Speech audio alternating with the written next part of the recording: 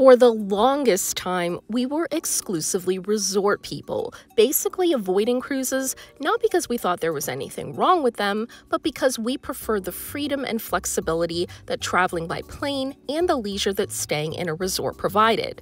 But last year, we finally gave cruising a try and just got off another one last month, and boy did I learn a lot that I wish I had known first. Hi guys, Vanessa here, and welcome to Passport Pages. And as a new cruiser, I was very surprised how different cruises are, even compared to all-inclusive resorts, which of course is the main focus of the channel. So on our second cruise, which we vlogged for the membership, we were much more prepared and had a much better time having experienced things that very few cruisers talk about, even cruising channels. So whether you're thinking about trying a cruise, have tried a few, or have been cruising for decades, I think you'll find some helpful tips that will give you the best possible time. So let's jump in.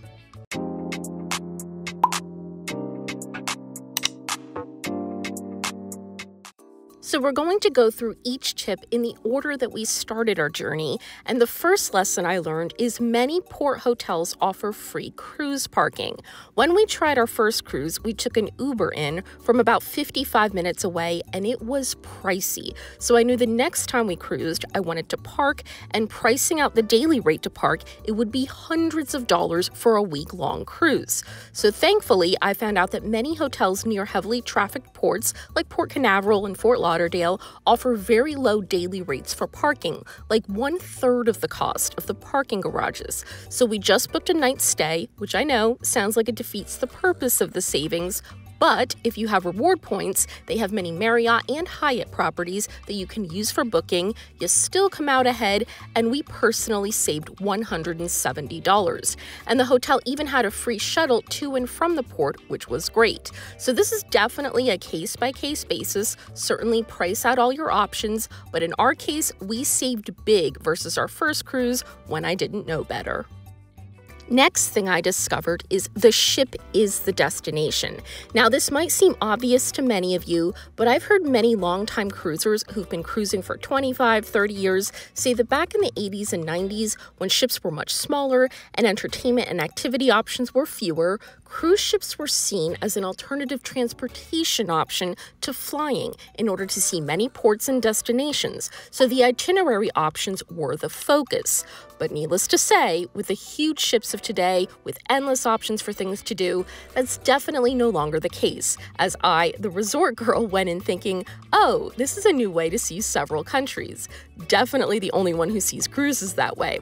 So now travelers spend a lot of time finding the perfect line and even the perfect ship within a line to make sure that if you're traveling as adults, there aren't too many kids and families aboard. I hear that a lot.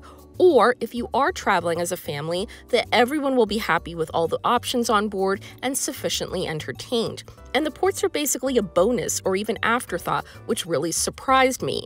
And then when we saw how many guests stay on board during port stops, just making them another sea day, that's when it really sunk in like, oh, it's just about the ship and the cruise experience.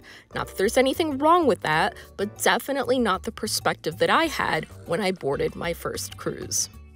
Next thing we found out the hard way, walls are paper thin, like way thinner than anything we experienced in a hotel or resort, especially if you have a connecting room.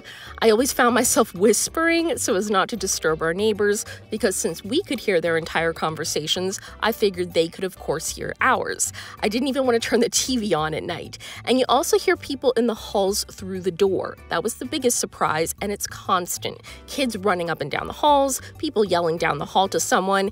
It gets pretty loud all hours of the day and night.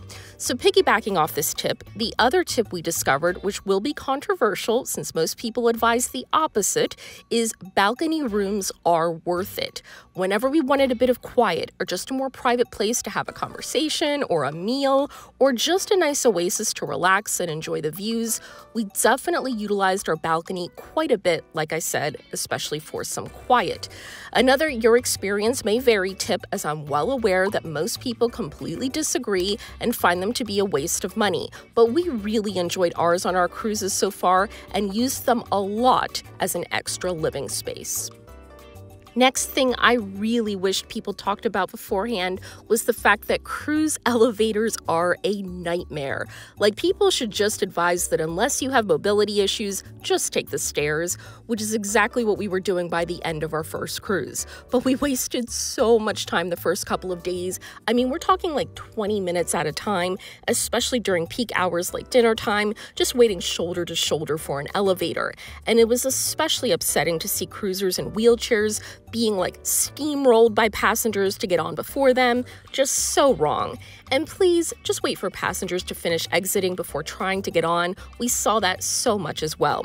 But we finally caught on and, like I said, saved so much time by taking the stairs.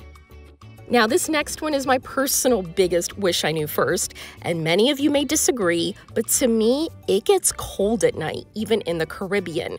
We had a deck party one night, and we were on one of the top decks, and let me tell you, it was in the low 80s during the day, but with that wind whipping at night out on the water, it dropped down to the low 60s, and I wasn't prepared with a jacket or even sweater, caught a chill, and had a cold for a couple of weeks, which kind of leaves a bad taste in your mouth about the overall cruising experience, especially as it was my first one.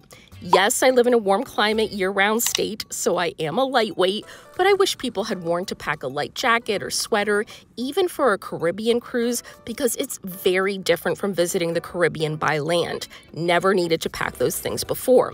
Time of year also makes a huge difference. Yes, we were in the Bahamas, but it was in January, so while warm during the day, those temps on the water at night drop big time. So something I'll definitely be more prepared for in the future.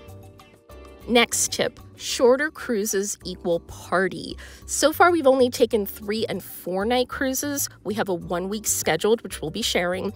But the couple of short cruises we've taken, especially as they've been weekend cruises, definitely have more of a party vibe, which many people have said you don't really find nearly as much on 1 week or longer cruises. Now, to be fair, it's not like there was a wild and crazy spring break type atmosphere, but they definitely were a little bit on the rowdier side and not as calm and quiet as what we were hoping for. Like most people with our very busy careers and schedules, these quick and short itineraries were the easiest and most convenient ones to book, and I'd imagine that's true for most cruisers. And I don't want to speculate why the longer ones weed out that type of behavior. Many people have said the shorter ones are cheaper, which attracts younger crowds.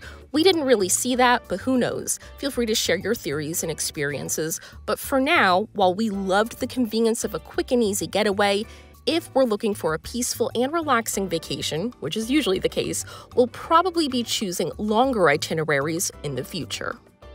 Next lesson I learned, extra fees on cruises are crazy. And I don't want to hear any complaints about nickel and diming at all-inclusive resorts because we've never experienced anything like this.